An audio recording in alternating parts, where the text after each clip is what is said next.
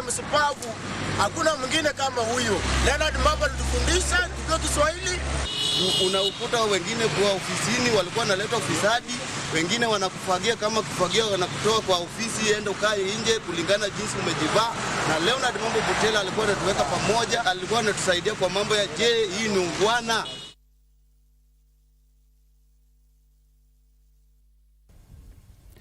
Mambo really inspired a lot of people, not only journalists.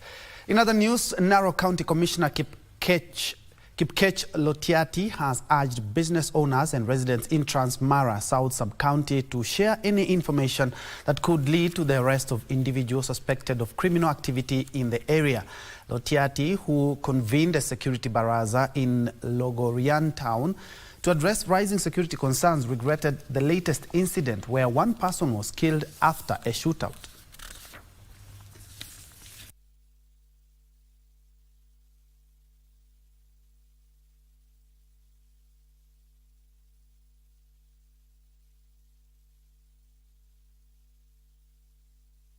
Wananchi washirikane na washika usalama kuhakikisha mambo ya amani na usalama imedumisha na security pia. Na pia na sisi kama wakaaji wa Lolgorian na kwa Moyoi kwa jumla hatuna chief yule ambaye anatusimamia kwa Moyoi, na tunahitaji pia na yeye awepo kwa sababu kuna gap hiyo ama upungufu huo. Wakiwa kaunti wakisikia tu shida ile ambayo tuko naye kama leo wakuja kutuokoa, sababu hao ndio baba na mama yetu tukiwa wakaji wa Lolgorian. In other news, Kasipul Member of Parliament Ongondo Were has condemned the increasing incidents of violence in his constituency, which he claims are being orchestrated by an external force. According to Were, individuals who are not residents of the area have been disrupting public gatherings. He cited an incident last week in Nyatindo East Kamagak Ward during a funeral ceremony. In the two incidents, the top most security chair did not put any comment, but I'm very happy with what the county commissioner said of the latest attack. Before the latest fracas, I went into a funeral in Godinyango, which after the funeral the road was blocked. I could not pass. Luckily enough, I had the security. The following day, in our funeral in Nyatindo, immediately I arrived there before even praying. One of the notorious criminals who comes from Kachien called a boy stated that I will not talk there. The villagers there were angered. What happened and the process are within investigating agencies. To a top story where President William Ruto has called on all parties involved in the tragic conflict in the Eastern Democratic Republic of Congo to immediately cease hostilities and take positive action to allow meaningful dialogue aimed at the restoration of stability. President Ruto, who chaired a joint summit of heads of state and government from the East African Community and South African Development Community in Dar es Salaam, Tanzania, backed the merger of both Luanda and Nairobi peace processes into a single and coherent initiative towards the resolution of the DRC crisis. DRC President Felix Tshisekedi attended the summit virtually. We join together in order to reiterate our calls to the parties to this tragic conflict to immediately cease hostilities and take positive action to allow meaningful dialogue aimed at restoration of stability. Specifically, we stand together to call on all parties to actualize the ceasefire, and specifically on the M23 to hold further advancement and the armed forces of DRC to cease all retaliatory measures. An immediate ceasefire is the only way by which we can create necessary conditions for constructive dialogue and implementation of a comprehensive peace agreement. We call upon all parties to prioritize dialogue, cooperation, and above all, the protection of civilian lives. In other news, Kajiado County Governor Joseph Ole Lenku is challenging the Council of Governors to find strategies to safeguard USAID staff who are facing possible layoffs after the move by the US to halt government-funded health programs. Ole Lenku, who spoke at Dalale Kutut Ward, said the impending layoffs will affect the health sector. This even as he announced plans to absorb at least 200 employees that were employed under USAID in the county.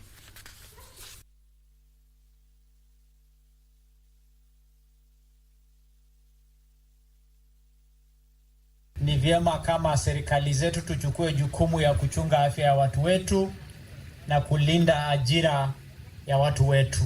Na kwa hivyo ningependa tukuwajulisha kwamba tunazungumza, tunaangalia namna tunaweza tukajipanga ili huduma hiyo mnatoa kwa watu wetu muendelee kutoa hiyo huduma.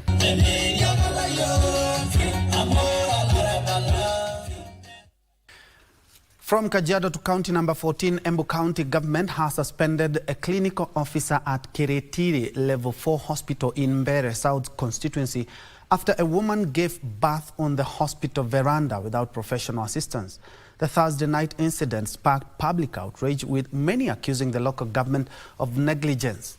Health CEC Jamal Runyenje expressed regret over the incident after visiting the woman, who was later taken to another facility by well-wishers. Jamal confirmed that a night guard who had denied the woman entry into the hospital had also been suspended. However, Macharia Kanderi, Secretary of the Kenya National Union of Nurses in Embu branch, called for all parties to be heard before further disciplinary actions are taken.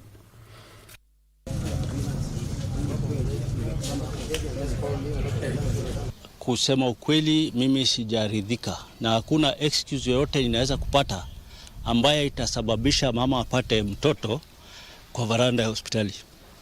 So tumekubaliana, na hata governor amesema ule mhudumu alikuwa kwa supposed kumuattend aende nyumbani, na hata huyo watchman pia aende nyumbani kutoka siku ya leo, na hakuna kesi baadaye. Kama kuko na officer atakuwa suspended kwa sababu ya gap za hospitali, they should wanatakana kufuata procedure ile inafaa ili pia mfanyikazi aweze kusikika. And still on health, a section of healthcare workers in Homa Bay County have been allowed to resume HIV programs following a waiver from the US government. Homa Bay County Director of Health Services Kevin Osuri confirmed that the waiver permits critical HIV programs to operate from February 7th to April 19th, 2025.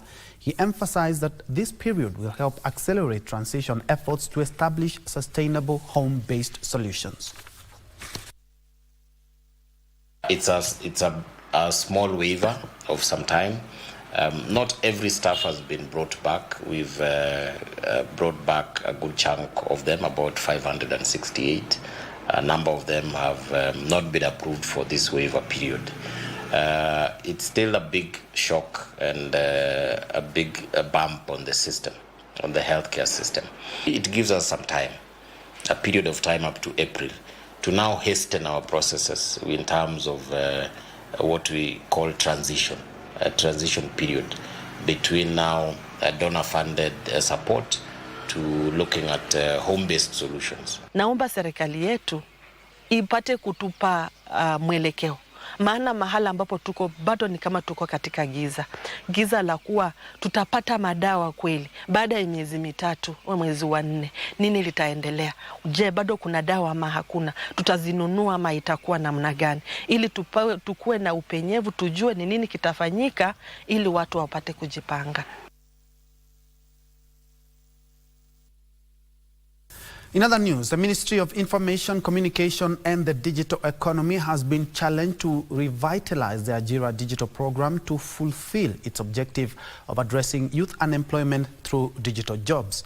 A survey conducted by Friedrich Naumann Foundation and Siasa Place Kenya in 3 counties, namely Mombasa, Homa Bay and Kakamega, shows rollout of the program is facing some challenges, among them lack of modern equipment to facilitate training. During the handover of the report to the ministry, stakeholders called on the government to standardize the Ajira digital program curriculum to ensure consistency. A lot of the jobs nowadays are digital, and so the competition is not only in Kenya, it's competing with young Indians, with young people from the Philippines, and they are not waiting for Kenya.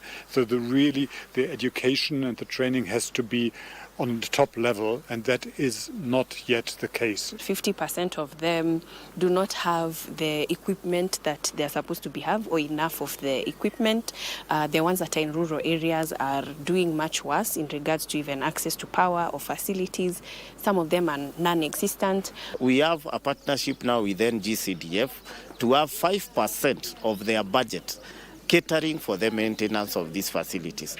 So we can guarantee that these facilities will be revamped once we have that budget available.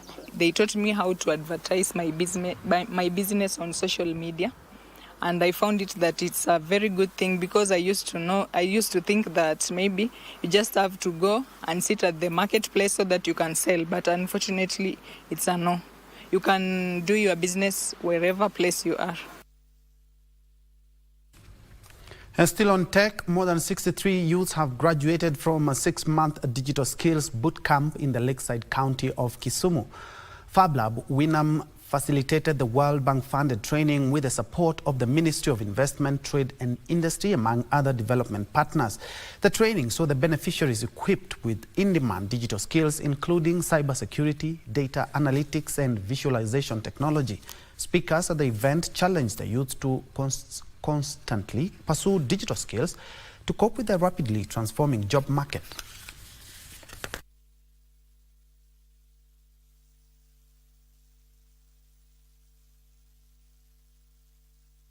Training, the prototyping, the education. Thank you very much to the trainers. So today we have 63 young people graduating, and 44 of them have been attached to various places. Some have gotten jobs. I remember one calling me that he's joining KQ today, so he was not able to come here. So basically that is why we are here, and we are welcoming everyone to FabLab Winam to understand what we do. This program is all about the future, and FabLab Winam is all about the future.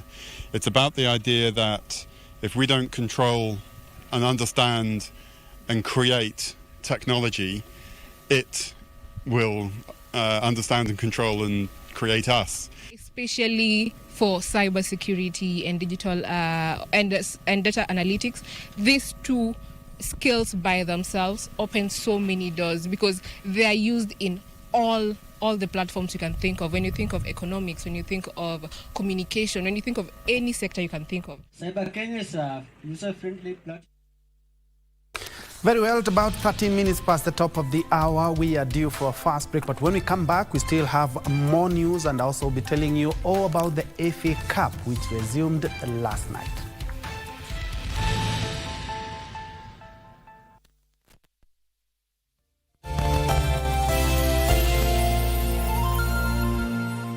Karibuni, hii ndio best ya the best local entertainment. Sitakubali ukalie kiti cha umiliki katika kampuni ya mume wangu. Tell me where my money is, and I'll make this quick and painless. You don't know what they do to girls like you. I think it's a bit unfair. Nakujua vizuri sana. Najua mdosi wangu vizuri sana. Hauwezi akakuandika kazi. No.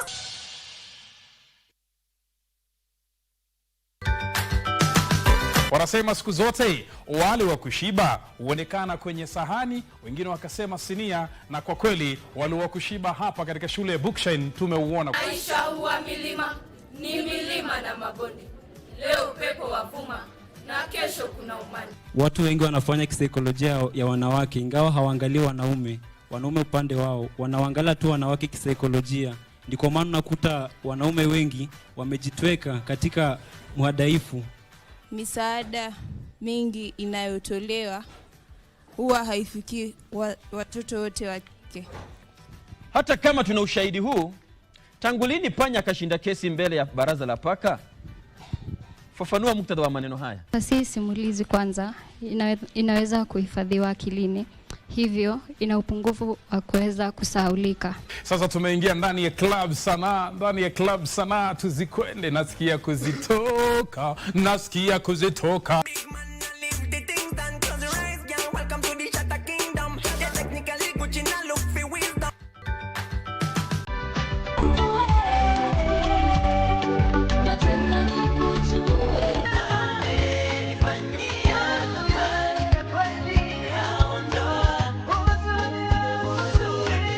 We want to talk about money matters, but above all, the mindset that a man ought to have when they are dealing with money. They need to know that, you need to learn how to cut your costs. Okay. And learn that it doesn't come easy. Investing in yourself is something that you can use. It's the best thing, the best way to use your money fast.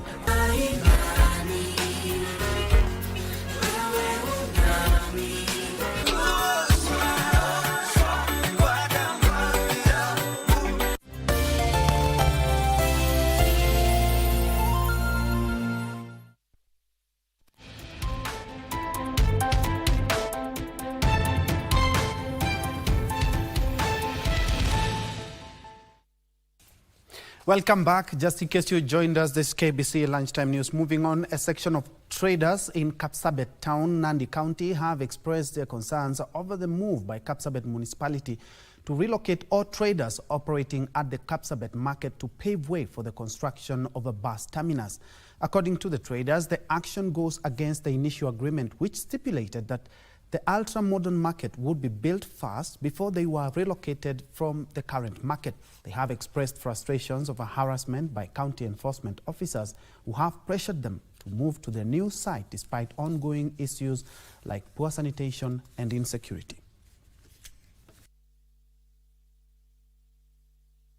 Tutasimama na wafanyabiashara tuhakikisha kwamba any process, kama ni relocation, kama ni development yote inafanyika, ifanyike na utu, ili wafanyabiashara wapewe nafasi ya kujipanga waweze kufanya kuadapt kwa hiyo change. Tuliongea tukasema tunataka soko kubwa yenye itatosheleza watu wote, yenye itakuwa na stage hapo, itakuwa na manguo, itakuwa na nini. Lakini kwa wakati huu tumefikia sasa mahali unatishiwa kabisa, wanasema tunataka kuteremka huko chini.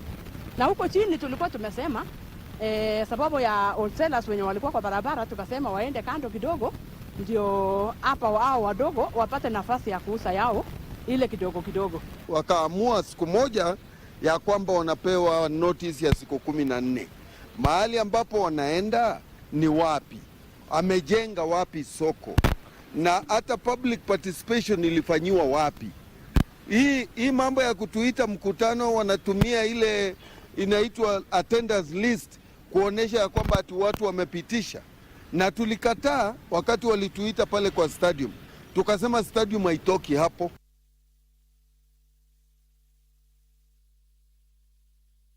The Taita Taveta Council of Elders has called on President William Ruto to consider members of the community for appointment in key positions within the Kenya Kwanza administration. Addressing the media in Voi, the Lega Kima Council of Elders said the move will strengthen their political influence and create more opportunities for Taita Taveta County residents to benefit from the government's development programs. Wataita ni wachapakazi, Wataita ni waaminifu. Vile umeona kijana Shedrack Mwadime, PS Mwadime anafanya. Kwa hivyo tulikuwa tunaomba kuanzia leo ama vile tunaendelea, huyu PS ile kazi anafanya. Taita tuko na PS mmoja, hatuna hata CS, hatuna hata mwingine, hata machea, board chairs hatuna.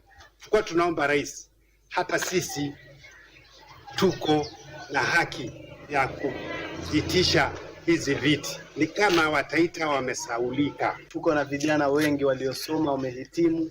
Tunaomba serikali iweze kutushika mkono, itupatie nafasi hizo za ajira.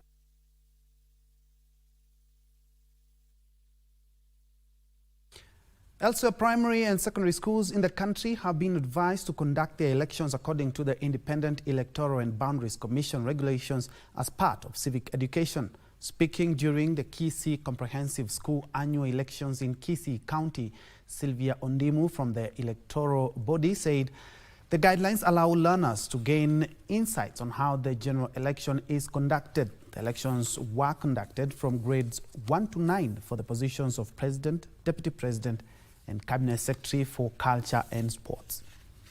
KBC to come and conduct this election so that this element can understand what's a polling paper, ballot paper, what's a polling station, how is the election done in Kenya, so that as they grow up, will be emulating and doing the right thing when they are going to be voters of this country. I want to urge the students, this is the right way they have gone for. Some of them, and most of them, wanted to know how normally IPC conducts its elections. And I know through this process, they're learning more, and it will even help them in the future when they'll be big and they'll be contesting for some seats.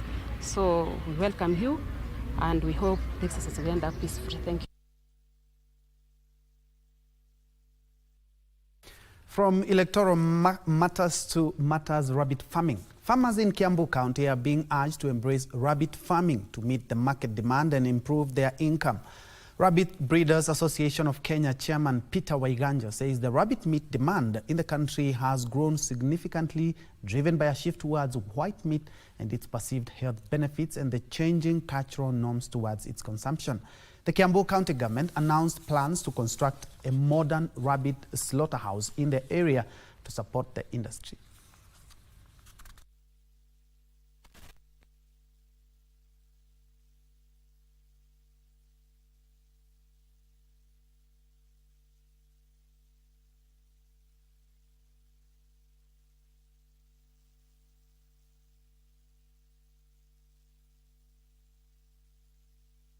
Watu hawakuwa wamechukua hii kazi ya sungura kama ni kazi, lakini baada ya kuweka juhudi nyingi na kufanya kazi, watu walianza kukubali kazi ya sungura ni kazi muhimu. Kulisha sungura inakuwa rahisi kwa sababu vyakula ni aina mingi ambazo zinaweza kusaidia sungura kukua ile kiasi inahitajika ya nyama.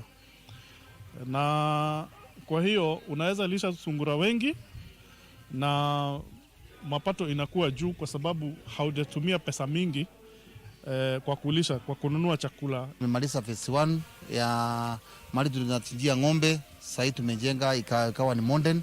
Tumekuja phase 2 ndio tunataka kuleta mbuzi na sungura na kuku.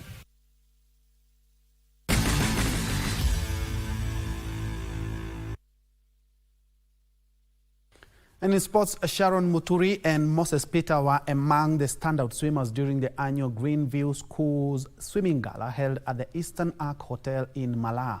The one-day competition that attracted more than 100 swimmers was organized to nurture young talents, promote sportsmanship, and encourage physical fitness in young swimmers.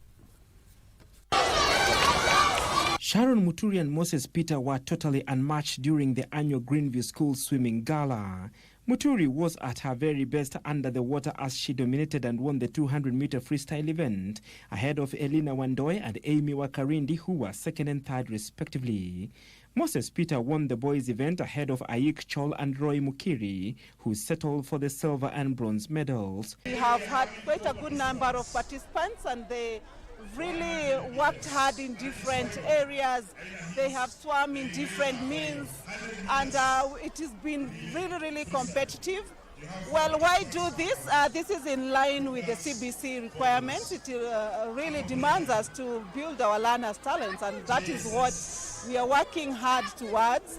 And as a school, we are committed to promote our learners and make them grow their talent. In the same event for the junior school, Patience Jeb Kosgei, Natalie Grace and Milete Mbula took the top 3 positions in that order, while in the boys category, John Mwangi, Denzel Ocheng and Leon Mwendwa matched that feat. This year, I would really want to acknowledge the growth of our participants as compared to last year.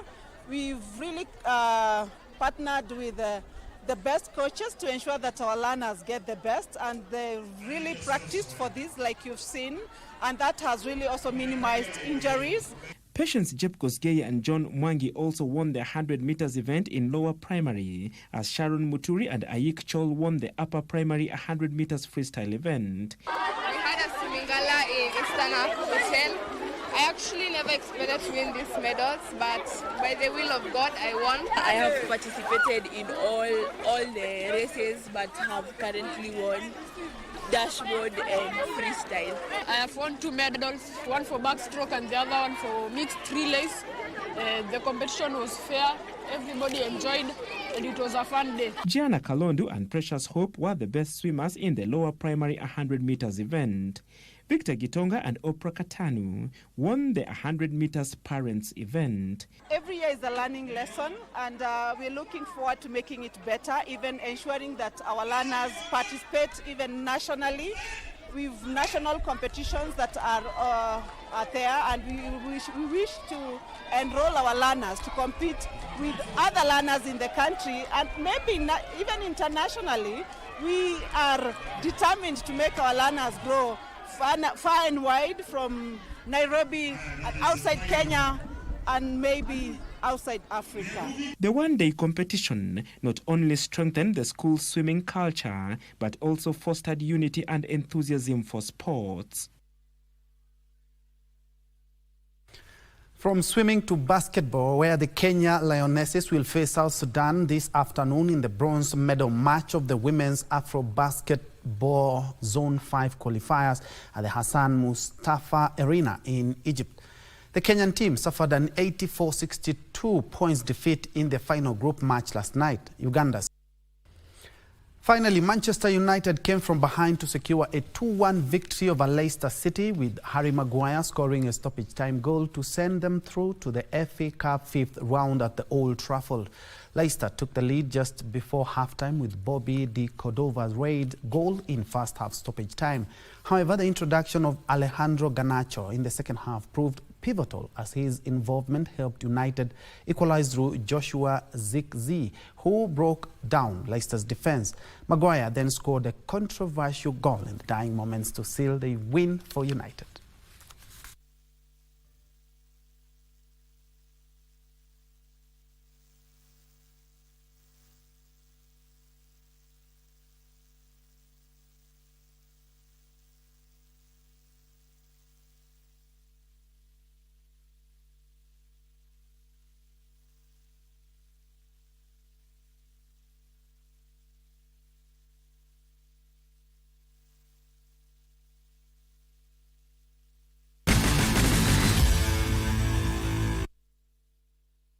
Well, the FA matches continue today and tomorrow. Many thanks indeed for joining us. On that note, we've come to the end of this live broadcast. Many thanks indeed for joining us. My name is Ben Troy Njoe. On behalf of everyone who has made this broadcast a success, including my director, Joan Musembi, and my sign language interpreter on the bottom of your screen, who is Lucy Maura, have yourself a blessed weekend ahead.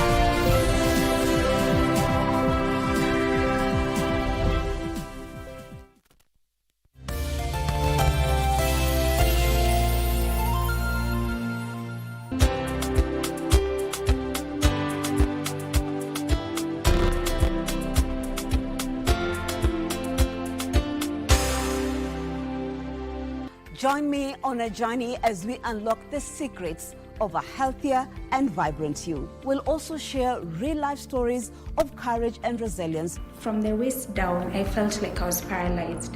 The pain was too much, and I never used to eat when I'm on my menses. Tangu uonje nishike, nimeharibu vitu zangu mingi ili nipone, lakini sasa hakuna kupona. And expert interviews shedding light on various conditions and treatments. Surgery seems to be the only option for women suffering from endometriosis. You feel something is wrong in my stomach or in my intestine or at the back, don't just ignore it. So you're talking of bowel, bladder, ureter, kidneys, so you have to be very careful. Plus, we provide practical health tips for living a healthy lifestyle, no matter what challenges you may face. only on KBC Channel 1. Mmelipwa. Umbea utakumaliza wewe. Hii story imesambaa kila mahali. Na ni ngapi? Plani yetu tafaulu